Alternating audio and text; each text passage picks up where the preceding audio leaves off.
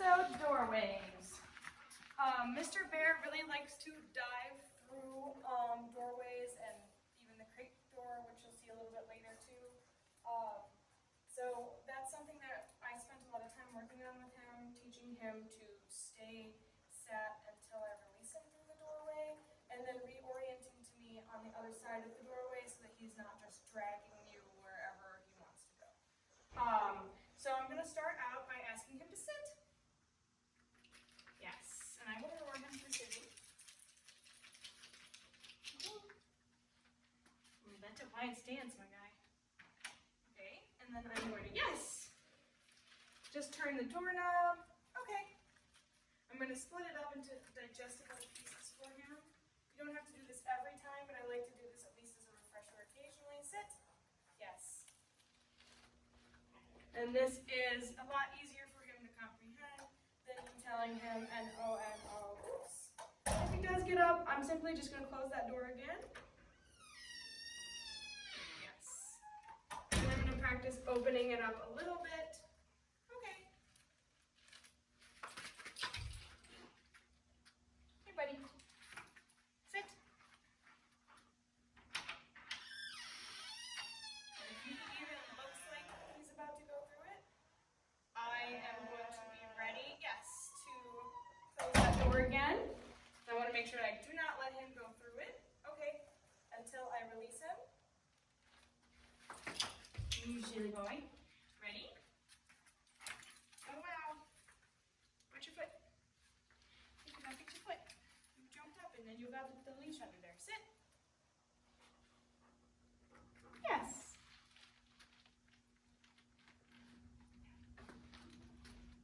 This time I'm going to try opening the door all the way. And again, if he looks like he's going to go for it, make sure you're ready to close it. And that alone is usually enough communication to him that he's not doing the right thing. Oh, goodness. And then as the door opens more, I am going to position myself and get ready for when I do release him. Yes. But first I'm going to reward him for staying in the spot that I asked him to stay in. And I'm going to get a couple treats ready for when I do release him so that I'm ready to reward him on that other side. Okay. Bear. Yes. This way you can bear. Yes. Have his attention. Ask him to sit. Yes. And you can close the door behind you without him trying to take you off also.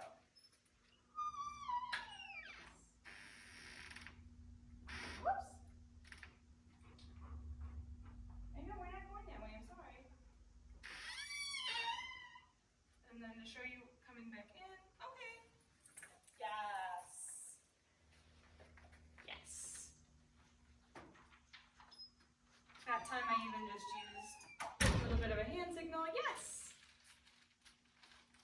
And then, okay, you can release him.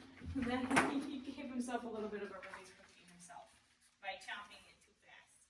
But that's how we're going to work on those doorways. And that's how you can keep that behavior nice and solid. Every so often I would do a little bit of that exercise. But if you can remember, anytime you get him going through a doorway to somewhere he wants to be, I would make sure that he's sitting until you release him.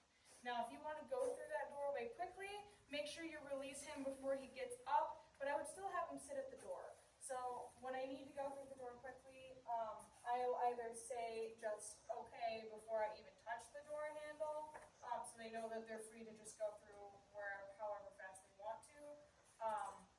But if I need him to be calm and collected in any way, and whatever is on the other side is exciting to him in any manner, I need him to stay sat until I release him. I want him to stay thinking. I want him to stay with me. That way he has a significant lower chance of just dashing out the door and running into the road, that kind of stuff. And another thing to keep in mind too, if you ever intend on taking him somewhere where there may be other dogs, the vet's office for example, you don't want to open a door and have him just run through as fast as possible in case there's maybe another dog on the other side of that door that either